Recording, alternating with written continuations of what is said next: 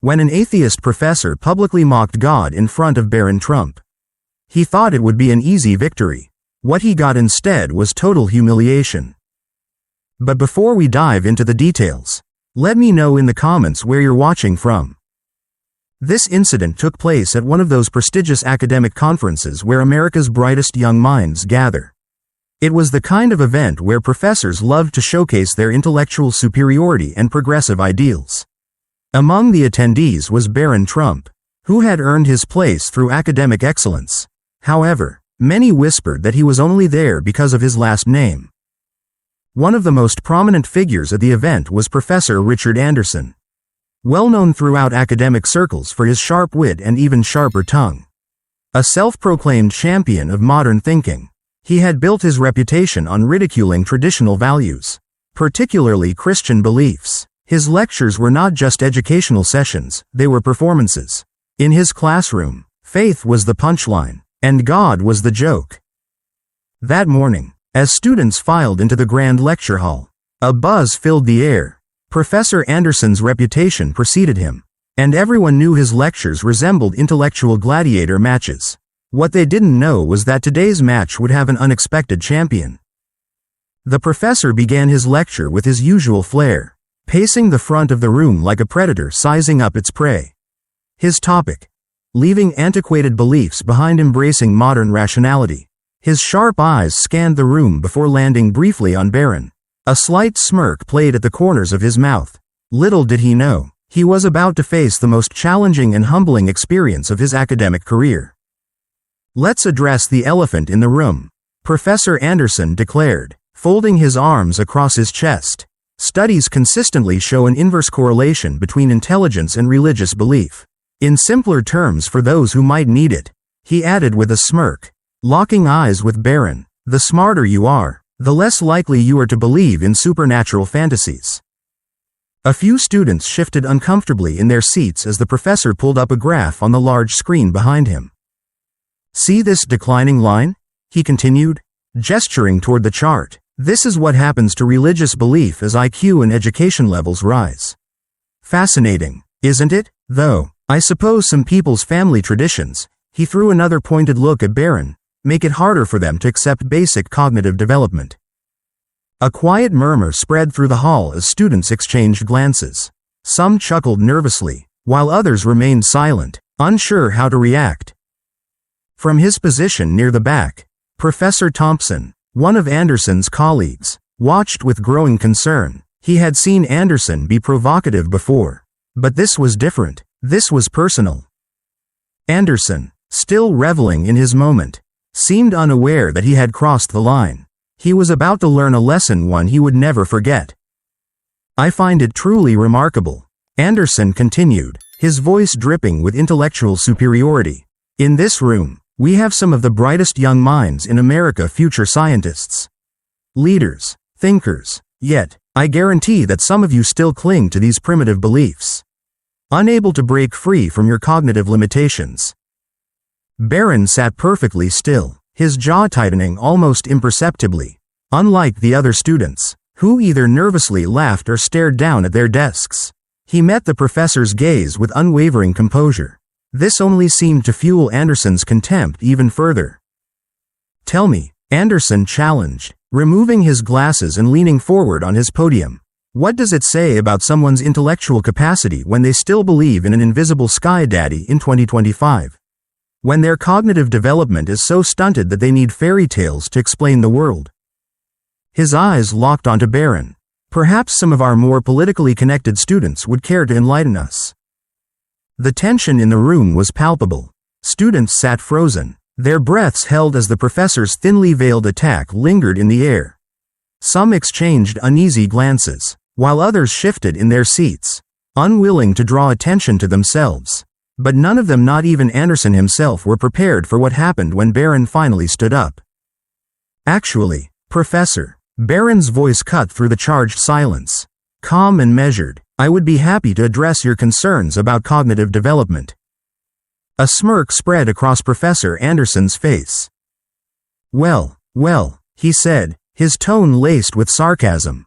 "Young Mr. Trump wants to educate us about intellectual capacity. He gestured theatrically toward Barron. Please, enlighten us about how your God fits into the modern world of quantum physics and artificial intelligence. Barron remained composed.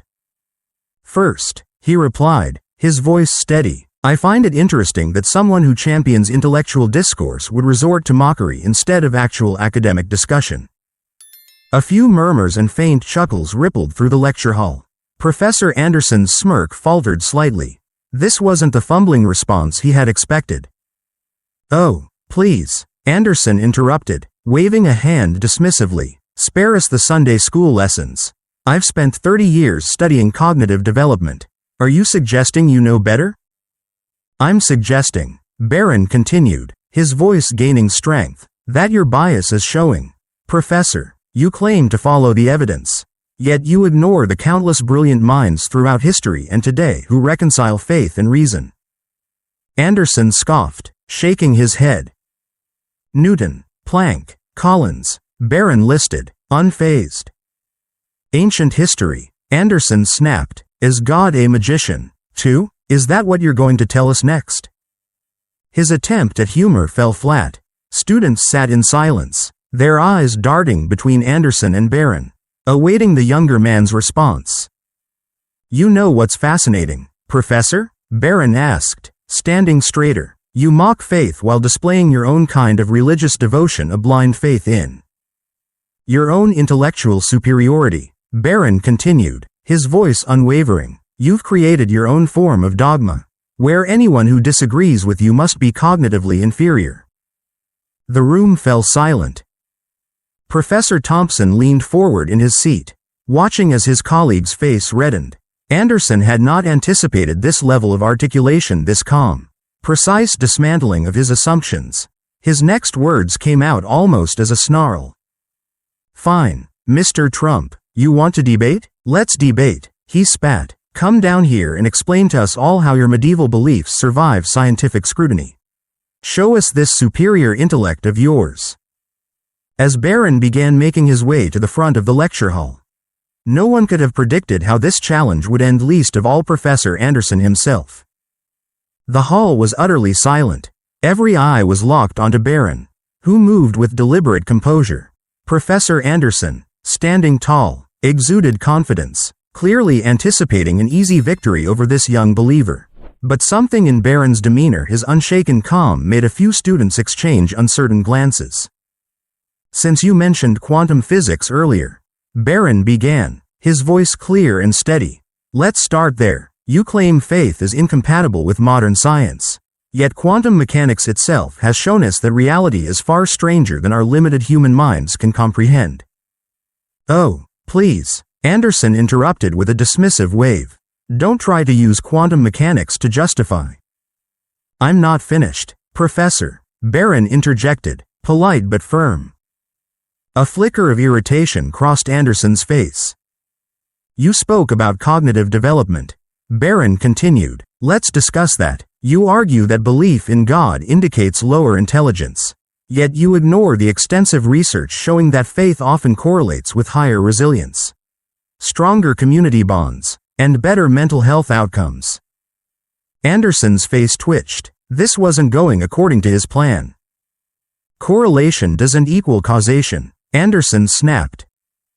Exactly my point, Professor, Barron countered. Yet you had no problem implying causation when it suited your argument about IQ and religious belief. A murmur of appreciation rippled through the audience. A few students exchanged knowing glances. Professor Thompson, watching from his seat, noticed the confident smirk on Anderson's face beginning to fade. But let's address your real issue, Barron continued, stepping forward slightly. You're not really angry at God or religion. You're angry at what you perceive as intellectual weakness. Anderson's jaw tightened, but he remained silent. So let me ask you this.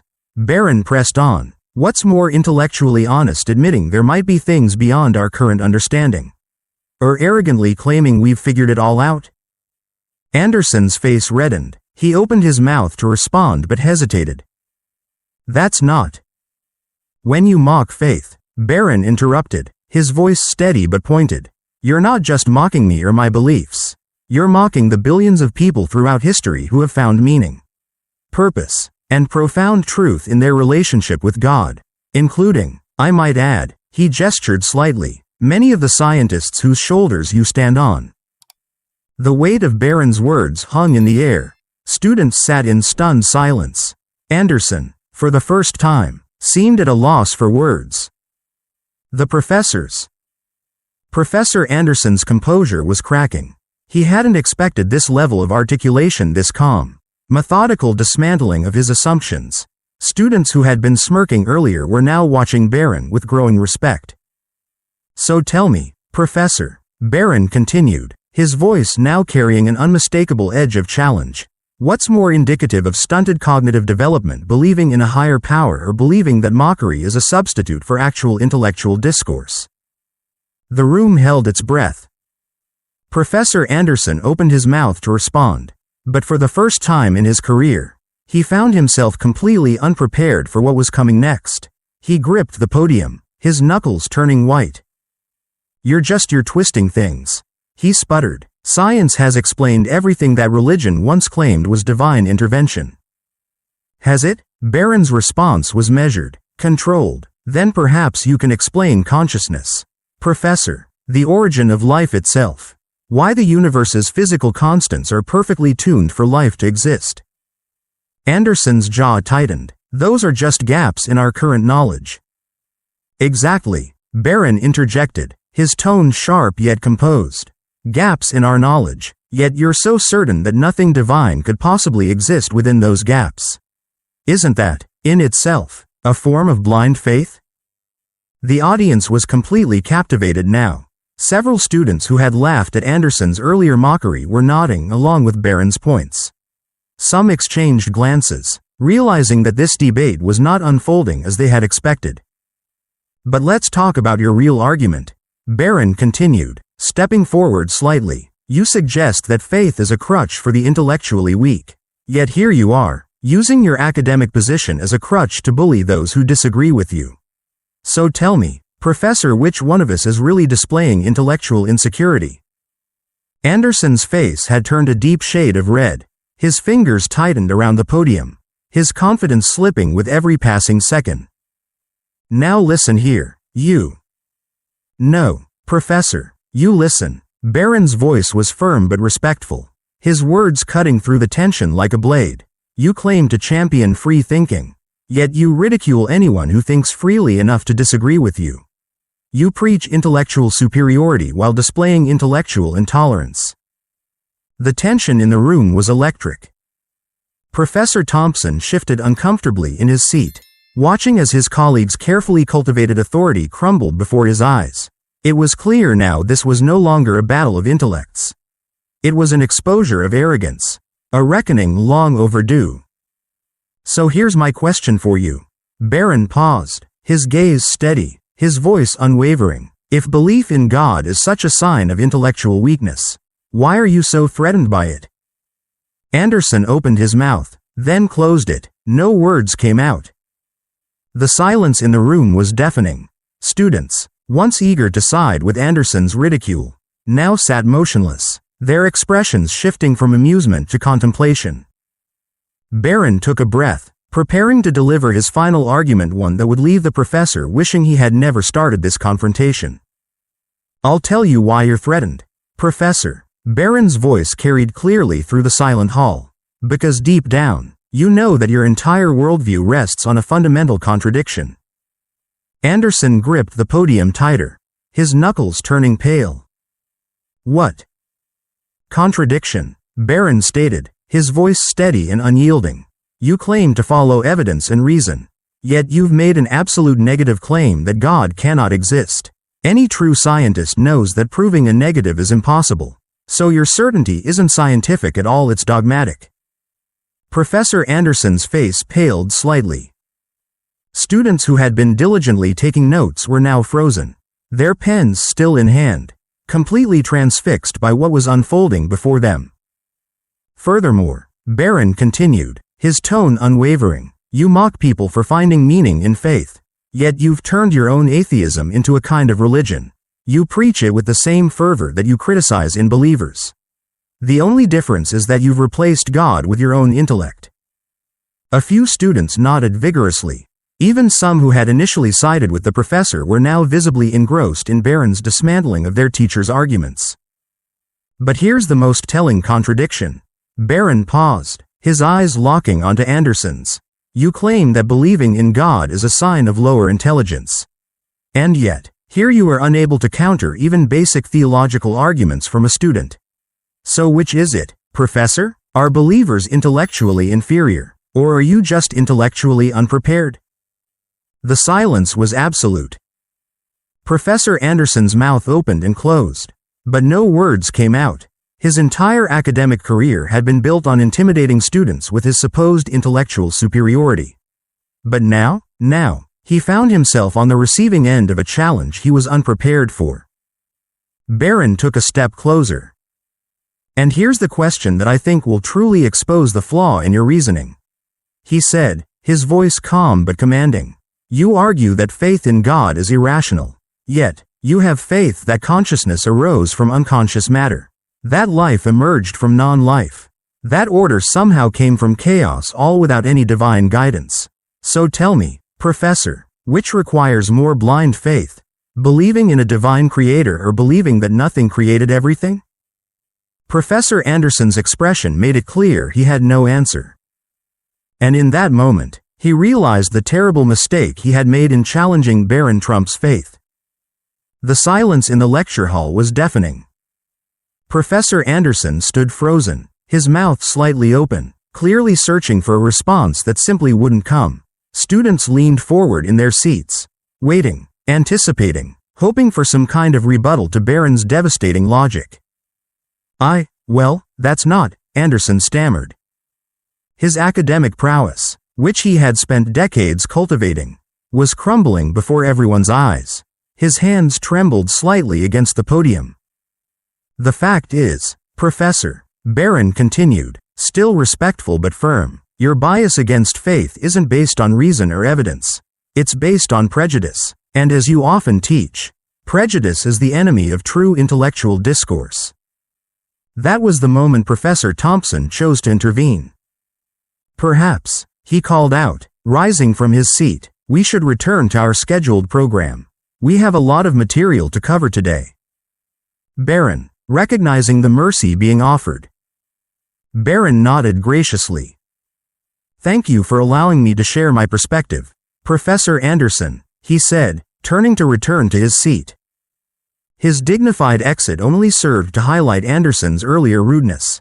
The professor stood at his podium, visibly shaken, watching as Barron walked back to his desk. The other students' eyes followed him, their expressions filled with newfound respect. Professor Anderson attempted to resume his lecture, but his voice had lost its earlier confidence. His hands trembled as he shuffled his papers, and his eyes kept darting toward Barron, as if anticipating another intellectual assault at any moment. For the next 30 minutes, he struggled to continue. The damage had already been done. The authority he had wielded so effortlessly now seemed fragile, his once commanding voice unsteady with uncertainty. Every assertion he made seemed to echo with his earlier humiliation. Students who had once hung on his every word were now stealing glances at Barron, their faces a mixture of awe and admiration. Some quietly took notes, but not about the lecture. They were recording what they had just witnessed. A moment of intellectual reckoning. A moment that would not soon be forgotten. The modern approach to cognitive development. Anderson's voice trailed off as he caught sight of Barron, still taking careful notes, the same composed expression on his face. The professor quickly looked away, losing his train of thought entirely. In the back of the room, Professor Thompson watched with a mix of sympathy and understanding. He had warned Anderson about his increasingly aggressive attacks on students' beliefs. But Anderson had been too convinced of his own intellectual superiority to listen. Now, the once mighty professor's hands trembled slightly as he turned to the next slide in his presentation. Words he had confidently proclaimed hundreds of times before now seemed to mock him. Rational thinking in the modern age. The irony was lost on no one. A student hesitantly raised her hand to ask a question about the material. But Anderson flinched, As if bracing for yet another challenge to his worldview, he answered quickly, his voice hollow, then moved on, eager to reach the end of the lecture. The remainder of the class passed in a blur of stumbled explanations and uncomfortable silences. Not a single person in that lecture hall was thinking about the scheduled material. Instead, they were all replaying the moment when a young man, armed with unwavering faith and sharp intellect, had systematically dismantled their professor's lifelong beliefs. As the lecture finally drew to a close, the usual shuffle of students packing their bags was accompanied by an unusual buzz of excited whispers. Small groups had already begun forming, discussing what they had just witnessed. "Did you see how he just? I've never seen anyone stand up to him like that. The way he stayed so calm while the professor just..." The murmurs continued as students filed out of the room, their perspectives subtly but irrevocably changed. Professor Anderson, still standing at his podium, stared blankly at his notes. He had never imagined that a single lecture could shake him to his core. And yet, here he was.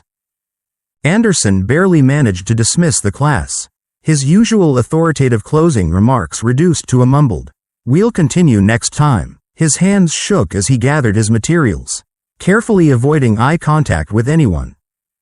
A small group of students, the same ones who had previously laughed at his anti-religious jokes, now stood awkwardly by the door. They watched in silence as their once intimidating professor seemed to physically shrink behind his podium. The intellectual giant who had dominated this hall for years had been revealed as something far less impressive. "Barron," one student called out as he headed for the exit. "That was incredible." Others nodded in agreement, and a few even applauded. Through it all, Barron remained humble. He politely thanked them but refused to revel in his opponent's humiliation. He had come to defend his beliefs, not to tear someone else down. Professor Thompson approached his colleague, who was still frozen behind the podium. "Richard," he said quietly, his voice laced with concern, "perhaps this is an opportunity for some reflection." Anderson just nodded, his eyes fixed on the empty seat where Barron had been sitting. The sight of it seemed to mock everything he had believed about faith, intelligence, and his own intellectual superiority. The question now wasn't whether he would change his approach to teaching, it was how much of his worldview would survive this devastating encounter. As the conference concluded that afternoon, Professor Anderson was seen sitting alone in the now empty lecture hall, staring at his notes. 30 years of mocking faith, reduced to meaningless scribbles by a young man's unwavering conviction. "Excuse me, Professor." Anderson looked up. It was Barron, stopping by before leaving. His expression was calm, respectful.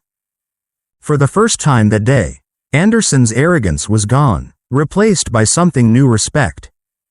"You know," Anderson said quietly, his voice devoid of its usual condescension, "in all my years of teaching, no one has ever made me question my own intellectual arrogance like you did today." Barron smiled graciously. "Sometimes," he replied, "the strongest arguments for faith come from those who try to destroy it." The professor nodded slowly, lost in thought. "Maybe," he murmured, "the truly closed minds aren't the ones who believe in God, but the ones who mock those who do." That day became legendary in academic circles not just as the day when Barron Trump defended his faith with extraordinary eloquence, but as proof that when truth meets arrogance, truth always wins. The video from that lecture hall soon circulated through every major university in America, serving as a powerful reminder that faith and intellect are not enemies, they are allies in the search for truth. If this story inspired you, don't forget to like and subscribe. Thanks for watching. God bless you, and God bless America.